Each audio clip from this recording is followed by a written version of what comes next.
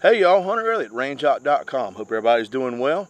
This evening I'd like to talk to you about a Ruger integrally suppressed barrel that Ruger's introduced for their 1022 takedown. It was a few months ago that I reviewed the Ruger 1022 takedown light. And then Ruger introduced this. And basically what you do is, I want to show you there's no magazine and the receiver here, the bolt is locked to the rear, obviously the chamber's empty.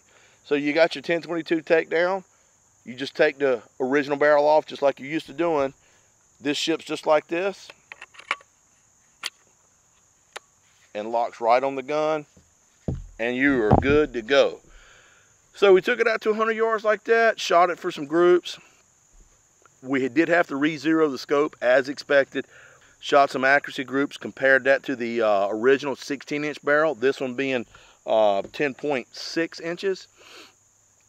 We did have a little bit of accuracy loss, not a tremendous amount, but you know, when you lose that barrel length, you do lose some velocity, which we average about 40 feet a second.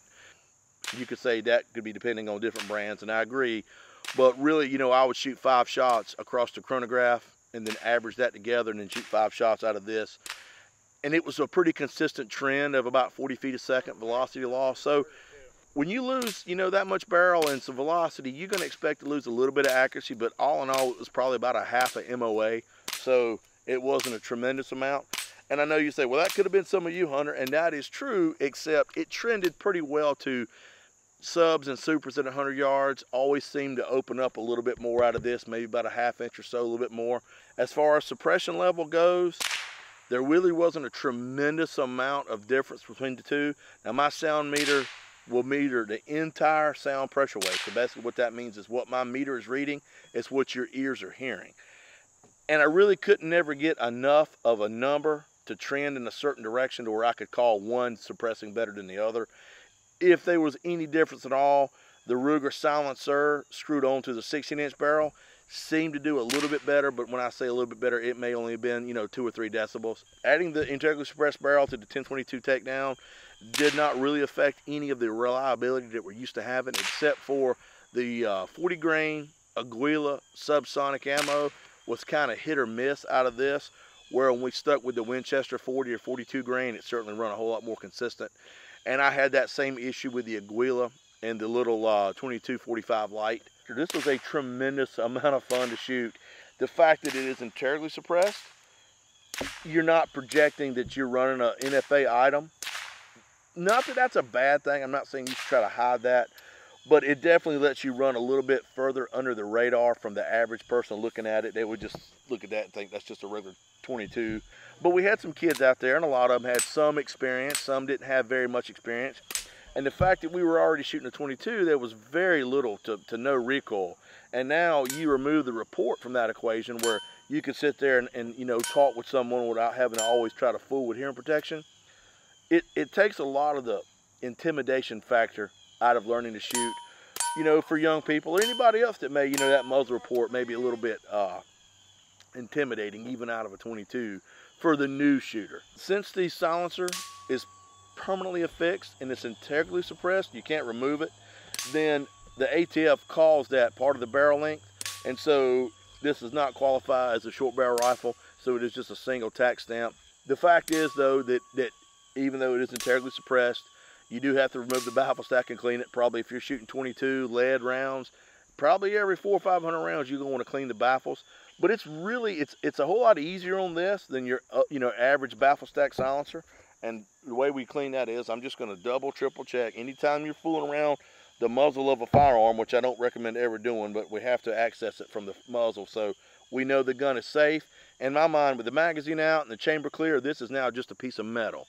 So I don't want to hear from all the YouTube experts on, you know, I'm covering myself when I'm taking this apart, because there's really no other way to do it. So just deal with it.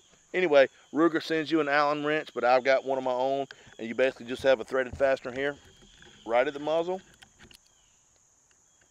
It's a little long-winded, so get that threaded out, and then the whole baffle stack and everything just comes apart.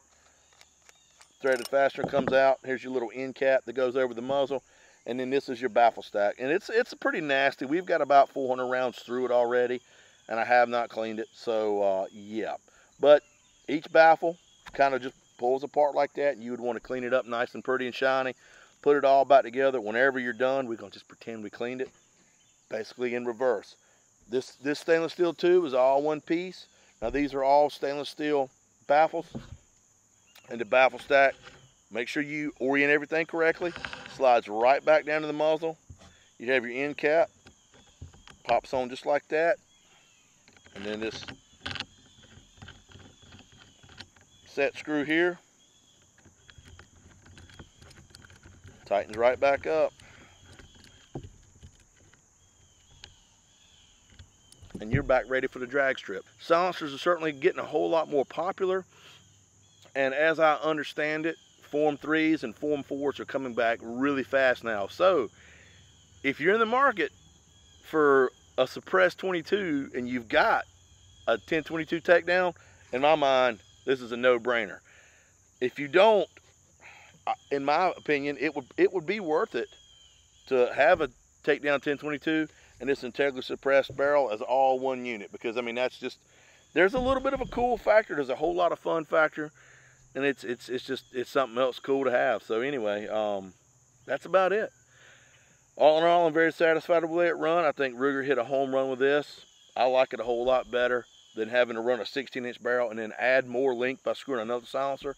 You know, with this here, silencers are certainly becoming a whole lot more popular and make it a little bit more user-friendly, and I feel like this is a large step in that direction. So we'll go with that. If you got any questions or comments, you know, please let me know. You can find us on Facebook, Instagram, YouTube, Pinterest, the whole social media gamut. There will be a chart on rangehot.com with all the accuracies, as well as a lot more of the technical specifications for this. So jump over there, read the article if you want to. If you've got any questions after that or comments or critiques, let me know. I always appreciate feedback, good and bad. That's how we make the articles and the videos better, so y'all will keep coming back and watching and reading. So I really, really appreciate that. I want you to take care of yourselves and each other, and I look forward to seeing you at the range.